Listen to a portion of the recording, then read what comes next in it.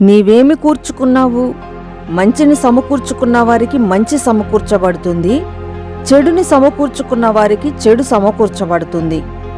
మంచిని సమకూర్చుకున్న వారి కుటుంబము కాని, వారికి కలిగిన ఆస్తులు గాని, మరేదైనను సరే అన్నింటికీ దేవుని ఆశీర్వాదం ఉంటుంది. వారికి దేవుని వలన కలిగే మేలులు ఎలా ఉంటాయంటే, ఆపదలలో నుంచి తప్పించబడతారు, కాపాడబడతారు, భూమి మీద ధన్యకరమైన జీవితాన్ని జీవిస్తారు, శత్రువుల ఇచ్చకు అప్పగించబడరు, రోగశయ్య మీద ఉన్నప్పుడు దేవుని ఆదరణ వారికి కలుగుతుంది, స్వస్థత శీఘ్రంగా వస్తుంది, దేవుడిచ్చు రక్షణను పొందుకుంటారు. మంచిని సమకూర్చుకొని అందరికి మంచిని చేసే దావీదుకి అంతా మంచే సమకూర్చబడింది. చెడుని సమకూర్చుకొని తనకు మంచిని చేసిన దావీదుకి చెడుని చేసిన నాబాలుకి అంతా చెడే సమకూర్చబడింది. కనుక నీవు మంచిని సమకూర్చుకుని ఉంటే నీకంతా మంచి సమకూర్చబడుతుంది.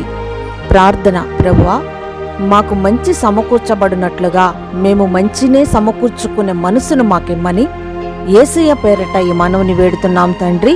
ఆమేన్.